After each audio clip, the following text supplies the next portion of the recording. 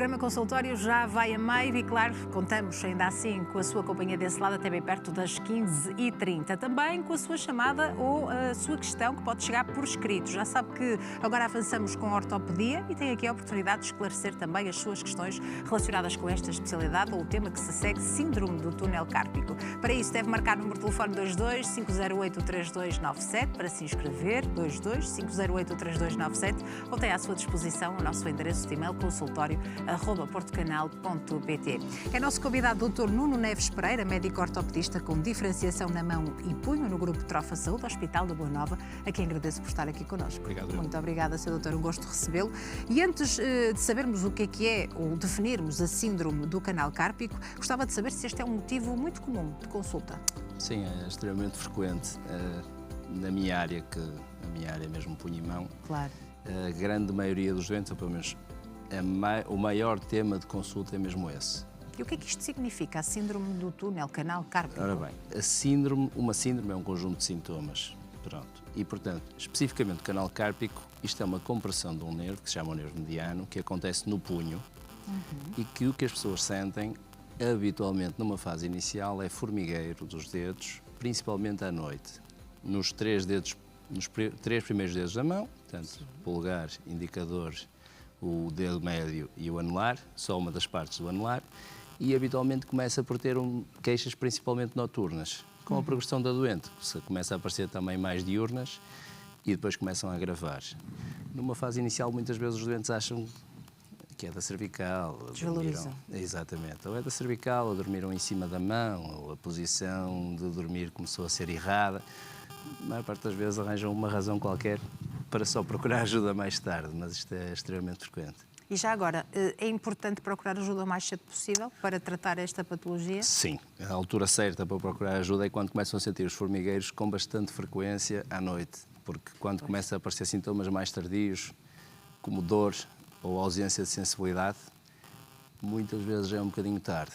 Há a solução, mas já não é a solução ideal. Portanto, deve-se procurar quando começam a surgir os primeiros sintomas, os primeiros formigueiros à noite, que é preciso abanar a mão para que aquilo passe, ou durante o dia, em determinadas atividades, como falar ao telemóvel, ter que trocar de mão, a pentear-se, essas pequenas atividades do dia-a-dia, em que a pessoa começa a sentir desconforto e formigueiro na mão, é a altura certa para procurar, porque quanto mais cedo, melhor. Aí já são mesmo sintomas de alerta. Exatamente. E que para nós já têm algum impacto no nosso dia-a-dia, não é? Naquelas tarefas domésticas, pelo menos.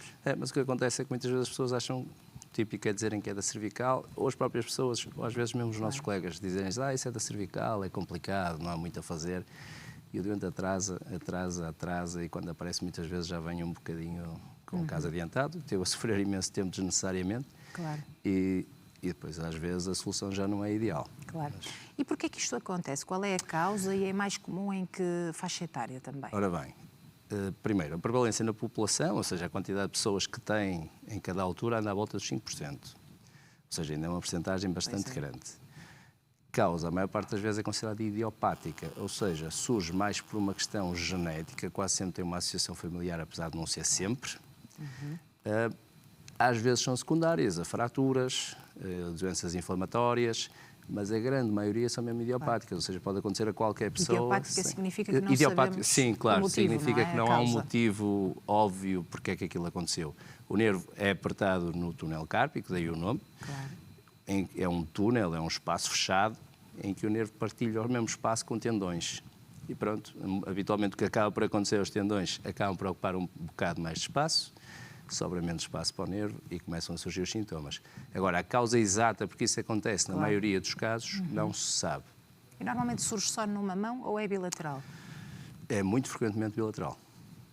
O que acontece muitas vezes é que o doente tem sente mais de um dos lados e pela mesma razão que determinadas profissões têm mais queixas, não quer dizer que essa profissão cause mais o problema. Simplesmente a pessoa já tem o problema e porque coloca a mão em posições em que desperta mais, aperta mais o nervo, tem mais sintomas. E, portanto, usando as duas mãos de forma diferente, muitas vezes não quer dizer que não tenha numa mão e não tenha na outra, ou tenha nas duas. Claro. Pode ter, mas tem mais sintomas numa, menos na outra. Não há alguma relação com movimentos de repetição também? Habitualmente sim. Não com o aparecimento do problema em Sim, si, não com o aparecimento do problema do nervo, mas com os sintomas. Portanto, profissões em que há mais movimentos repetitivos ou movimentos mais finos em determinadas posições, são doenças que habitualmente se manifesta mais a sintomatologia. Também é a razão pela qual muitas vezes os doentes, enquanto têm um trabalho intenso, têm muitas queixas, ao fim de semana ou de férias aquilo melhora.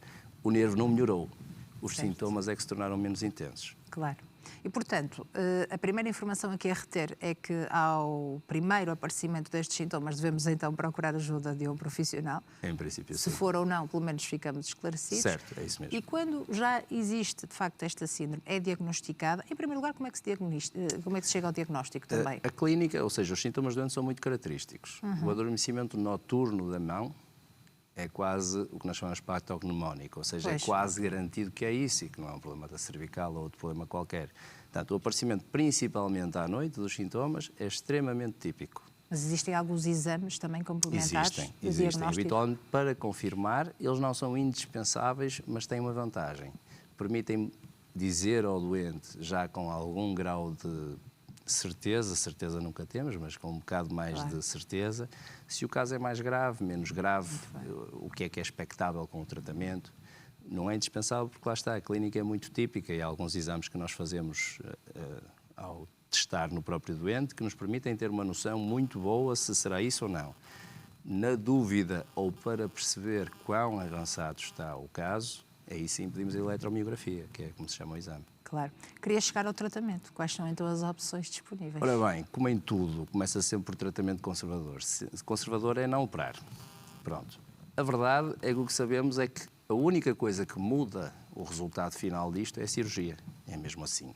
O tratamento conservador existe para, em casos iniciais, dar mais conforto ao doente ou, em casos mais avançados, em doentes que por isto ou por aquilo não podem ser operados para soltar o nervo, tentar diminuir os sintomas. Agora, a verdade é que nada muda a evolução da doença que não seja a cirurgia. Tudo o resto permite adiar, disfarçar, o doente estar mais confortável, mas o dano ao nervo não está provado que haja nada que seja capaz de revertê-lo. Portanto, a cirurgia será o tratamento mais eficaz? Nem todos os doentes lá chegam, porque muitas vezes os casos são leves, apesar do problema do doente ter os sintomas. Com estas pequenas medidas não o incomoda e o caso, vê-se na eletromiografia, por exemplo, é ligeiro, não é nada grave e ao doente não incomoda muito, esse doente não precisa de ser operado. Nunca vai ficar curado, mas desde que os sintomas não incomodem por aí além, pronto. Mas uma boa parte dos casos, pelo menos os que se tornam mais sintomáticos, devem ser operados antes que se torne um caso grave e aí já não há muito a fazer. E quando diz que há alguns doentes que não podem ser operados, tem a ver com outros problemas de saúde? Não, outros problemas de saúde. Um doente que tenha alguma patologia extremamente grave do ponto de vista sistémico, se bem que isto é uma cirurgia que, nesse ponto de vista, dá para fazer em quase toda a gente. Mas por esta ou por aquela razão, há doentes que não têm possibilidade de ser operados, principalmente, habitualmente, por questões graves de saúde. E esses tenta-se arranjar alguns remedeios, chamemos assim. Sim, claro, para garantir alguma qualidade de vida. É isso mesmo. É uma cirurgia simples? É sempre uma cirurgia, mas é das cirurgias que fazemos mais vezes e das mais simples, pelo menos para o doente. É uma cirurgia relativamente pouco agressiva, rápida e que, em termos de tempo cirúrgico, varia conforme o caso, meia horita, mas não é assim nada especial. Em termos anestésicos também é uma coisa ligeira e, portanto, a agressividade para o doente não é nada especial. Claro, temos de ter cuidado com o nervo, temos de ter aqui alguns pequenos pormenores. Portanto, obviamente, como tudo, convém ser feito por quem está dedicado a essa área. De riscos, é isso mesmo. Mas é uma cirurgia relativamente, digamos que é das mais fáceis que nós fazemos. E nesta altura, portanto, os sintomas já impactam muito o dia-a-dia daquela pessoa que, de facto, só quer avançar para a cirurgia, não é? Sim, habitualmente sim, não conseguem dormir, acordem sem sentir os dedos. Isto numa fase em que ainda não é assim tão grave. Depois chega ao ponto que começam a ter dificuldade, por exemplo, em apertar um botão de uma camisa ou a sentir as coisas, deixar as coisas cair. Pegar objetos, por perdem exemplo. força e, acima de tudo, perdem sensibilidade. Vão a pegar numa coisa e não notam o que é que estão a pegar, a menos que estejam a olhar, obviamente. Começam a deixar cair coisas ao chão. É muito típico dizer que estragam a louça toda, deixam as coisas cair ao chão sem notar. Isso já é uma perda de sensibilidade, isso já é um sinal de alerta que já algo não está nada bem e devia ter até procurado ajuda mais cedo. Claro. Portanto, feita esta cirurgia, que cuidados é que a pessoa deve ter pós-operatório? Ora bem, o pós-operatório habitualmente são 10, 12 dias em que tem o penso. Aí, obviamente, não pode molhar nem sujar o penso, mas pronto. Mas a mão fica sempre a mexer desde o início. Antigamente, há muitos anos atrás, imobilizava-se muito tempo, a recuperação era muito lenta, era complicado. Hoje em dia, sabe-se que se deve mexer mais cedo e, portanto, o doente é operado e no dia seguinte já está a mexer os dedos. Fica imediatamente a mexer os dedos, sempre, faz coisas leves, que não sujem nem molhem o penso, e a partir do momento em que tira o penso, pode fazer tudo, exceto esforços. A partir do primeiro mês, até esforços pode fazer. Portanto, a recuperação não é assim nada de extraordinário. Claro. É uma cirurgia, mas à parte disso, Claro. não é das piores nem de perto nem de longe. Deve complementar com fisioterapia ou não? Hoje não em está dia, recomendado? raramente é necessário fazer fisioterapia, exatamente como se começa a fazer uma mobilização muito cedo nos dedos. É raro o doente que precisa de fisioterapia. Há uns anos atrás seria extremamente importante, porque se imobilizava muito tempo, os doentes demoravam muito a recuperar a mobilidade. Hoje em dia reservamos a fisioterapia para casos que, por uma razão ou por outra, estejam a demorar mais na recuperação. Mas habitualmente não é necessário. Mas esta cirurgia, portanto, não vai resolver totalmente, se calhar, os sintomas, mas também não há risco de recidiva, ou seja...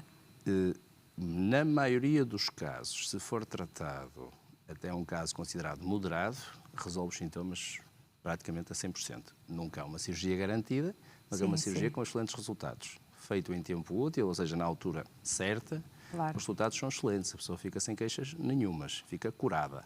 É mesmo assim. A recidiva é muito rara. Por vezes acontece, mas é muito rara e habitualmente é ao fim de muito tempo. Outra coisa diferente, que não é a recidiva, é o doente que não recuperou completamente, porque é um caso já muito avançado. Claro. Deve ser operado na mesma porque impede a progressão, ou seja, para de piorar, que também é uma coisa importante, e melhora o que o nervo conseguir. Mas aí há danos no nervo que, por vezes, não têm solução definitiva. E se estiver a atingir as duas mãos, os dois punhos, Sr. Doutor, faz esta cirurgia em simultâneo ou nunca? É sempre uma de cada vez, não é? Se o doente me pedir muito, por mim não tem problema nenhum. Agora, para o doente, em termos desde a higiene pessoal, a alimentação... Fica todo logo comprometido ali. Claro, ter penso valentes. nas duas mãos, até para a higiene pessoal, é desagradável. Claro. Portanto, nos pés, por vezes, opera-se ao mesmo tempo. Nas mãos, operar as duas ao mesmo tempo, habitualmente só se tiver que ser. Claro que se o doente compreender isso e me pedir para operar as duas mãos, eu opero, mas desaconselho vivamente. E, portanto, há casos também em que opera a mão de um doente e depois, anos mais tarde, vai ter que operar a outra. Na maioria dos casos, não é anos mais tarde, é uns meses mais tarde. Menos tempo. Porque a maior parte das vezes o doente estava há anos a sofrer das duas mãos, há uma, claro, que está pior, é operada aquela, globalmente fica satisfeito, ou a maior parte dos doentes fica satisfeito, e depois quer ser operada a outra porque percebeu que andou ali há anos a sofrer sem necessidade e que tem um problema na outra e quer resolver também. Claro. Portanto, é muito frequente operar numa sequência relativamente rápida uma mão e a outra, desde que tenha os sintomas nas duas. E se não for tratado, para além destes sintomas, não é, que se vão agudizando, imagino eu, certo. Há outras consequências? A longo prazo, lá está, à medida que os sintomas vão progredindo, começa a haver um aperto tal no nervo que começa a ter alterações motoras. Isto que estávamos a falar é sensitivo, é o que o doente sente ou deixa de sentir, e a partir do momento em que começa a perder a sensibilidade de forma significativa e permanente também é grave, mas depois começa a ter alterações motoras.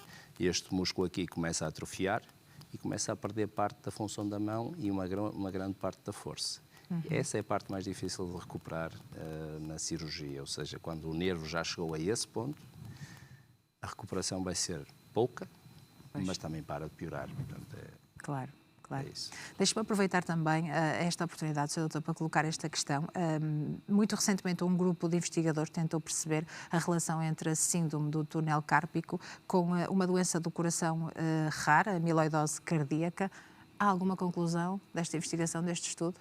Ora bem, o problema dos estudos é que, a menos que tenham números gigantescos, é sempre difícil confiar neles. Há sempre estudos que dizem uma coisa, passados uns anos vêm outros que dizem outros. Claro. Em princípio, tudo o que são alterações do tecido conjuntivo, ou seja, como é que eu hei de explicar, dos tecidos moles, que também fazem parte dos tendões ou das bainhas que envolvem os tendões, tudo o que sejam alterações desse tipo de tecido aumenta o risco de que tenha, imagina, ao alterar-se o tecido que envolve os tendões, em princípio os tendões passarão a ocupar mais espaço, assim de forma simplista, e sobra menos espaço para o nervo, como eu diria no início. Que tem lógica que tenha, sem dúvida, que seja garantidamente os estudos, a menos que haja já muitos estudos, e o que nós chamamos de meta-análises, que é pegarem vários estudos e analisá-los todos, até termos a certeza de uma coisa em medicina, porque um estudo disse isso, é difícil termos a certeza que seja assim, mas tem toda a lógica que sim. Muito bem. Agradeço imenso a sua presença, Obrigado. Sr. Doutor. Muito obrigada por esta explicação tão Obrigado, cuidadosa e clara. E vamos agora ao encontro dos nossos telespectadores. Dr. Nuno Neves Pereira, médico ortopedista com diferenciação na mão e punho no Grupo Trofa Saúde Hospital da Boa Nova, para sermos mais precisos. Precisamente agora deve também marcar o número de telefone 22-508-3297 se quer participar e aqui esclarecer questões relacionadas com este assunto, síndrome do túnel cárpico ou também outras que digam respeito a esta área da medicina ortopedia. Pode ligar, mas também participar por escrito. Pode enviar a sua questão, o seu caso, a sua opinião para o nosso endereço de e-mail consultório@portocanal.pt. E assim avançamos para o curto e último intervalo desta tarde e estamos de regresso daqui precisamente a pouquinhos minutos. Até já.